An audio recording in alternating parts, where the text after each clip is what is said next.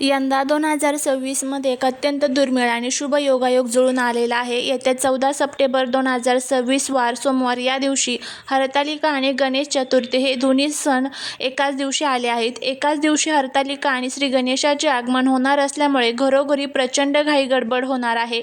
त्यामुळे अनेक महिलांच्या मनात गोंधळ आहे की या दिवशी पूजेचे नियोजन कसे करावे, उपवास कधी करावा, कधी सोडावा, गणपती बाप्पांची स्थापना कोणत्या मुहूर्तावर करावी, हरतालिकेची पूजा शास्त्राप्रमाणे कशी करावी आणि या दिवशी कोणत्या रंगाच्या साड्या घालाव्यात आणि कोणत्या रंगाच्या टाळाव्यात. आजच्या या विशेष व्हिडिओमध्ये मी तुम्हाला या सर्वांची उत्तरे अगदी सोप्या आणि सविस्तर शब्दात देणार आहे.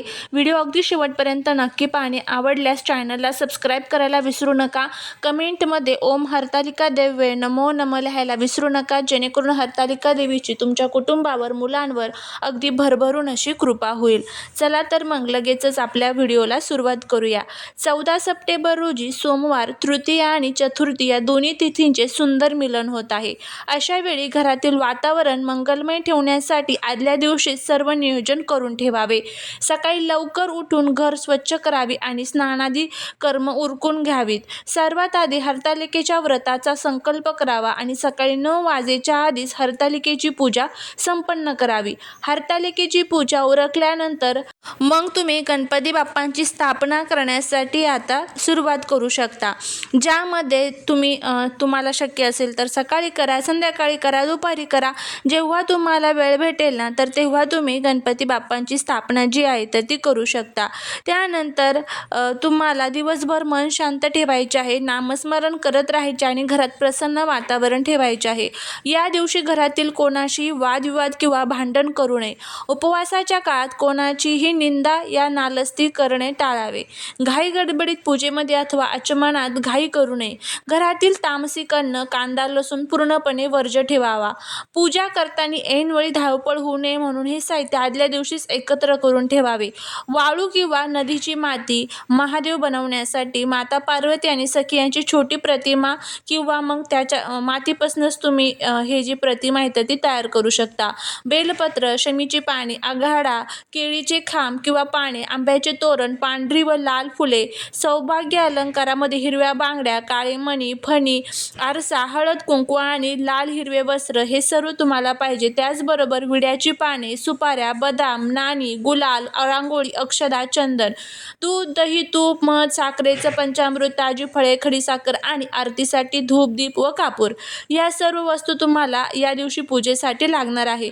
हरतालिका व गणेश स्थापना शुभ मुहूर्त जर बघायला गेलं तर बघा, हरतालिका पूजेचा शुभ मुहूर्त हा सकाळी 6:15 ते सकाळी 7:25 आहे आणि 7:30 ते 9 वाजेपर्यंत राहुकाळ असणार आहे. त्यामुळे तुम्हाला या राहुकाळामध्ये चुकूनही पूजा करायची नाही आहे.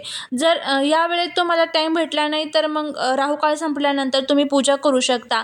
आता गणपती बाप्पांची प्राणप्रतिष्ठा आणि पूजेचा शुभ मुहूर्त या दिवशी बघायला गेलं तर सकाळी 11:05 ते दुपारी 1:30 या वेळेत बाप्पांची स्थापना आणि षोडोपचार तुम्ही पूजा करून घेऊ शकता. तर आता हरतालिकेची शास्त्रशुद्ध पूजा पद्धती कशी आहे तर घराच्या ईशान्य किंवा पूर्व दिशेला पाट मांडून त्यावर सुंदर रांगोळी काढावी. पाटावर लाल किंवा पिवळे वस्त्र अंथरावे. पाटावर थोडी वाळू पसरून त्यावर वाळूचे शिवलिंग तसेच माता पार्वती आणि त्यांची सखी यांची प्रतिमा स्थापन कराव्या. हातावर पाणी घेऊन आचमन करा आणि मी हे व्रत मनोभावे करत आहे असा संकल्प करा. प्रथम बाल गणेशाचे ध्यान करा. शिवलिंगावर आणि देवीवर पंचामृत अर्पण करा. त्यानंतर स्वच्छ पाण्याचा अभिषेक करून कापसाचे वस्त्र वाहा. महादेवाला बेलपत्र आणि शमीपत्र अर्पण करा. माता पार्वतीला आघाड्यांची पाने, हळद कुंकू आणि सौभाग्याचे साहित्य, हिरव्या बांगड्या, फणी, आरसा वाहा. धूप आणि दिवा दाखवून पंचामृत, फळे आणि मिठाईचा नैवेद्य दाखवा. हरतालिकेची व्रतकथा ऐका आणि लक्षपूर्वक वाचा. शेवटी महादेवांची आणि माता पार्वतीची आरती करून मनोभावे नमस्कार करा. सामान्यतः हरतालिकेचा उपवास हा दुसऱ्या दिवशी सकाळी सोडला जातो, परंतु यंदा एकाच दिवशी गणेश चतुर्थी आल्यामुळे उपवास कसा सोडावा याबद्दल 2 पद्धती आहेत.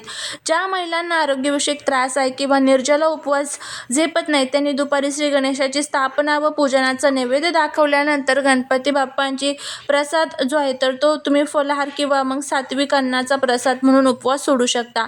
पद्धत दुसरी म्हणजे ज्या महिला कडक उपवास करतात त्यांनी 14 सप्टेंबरचा पूर्ण दिवस व रात्र उपवास करावा.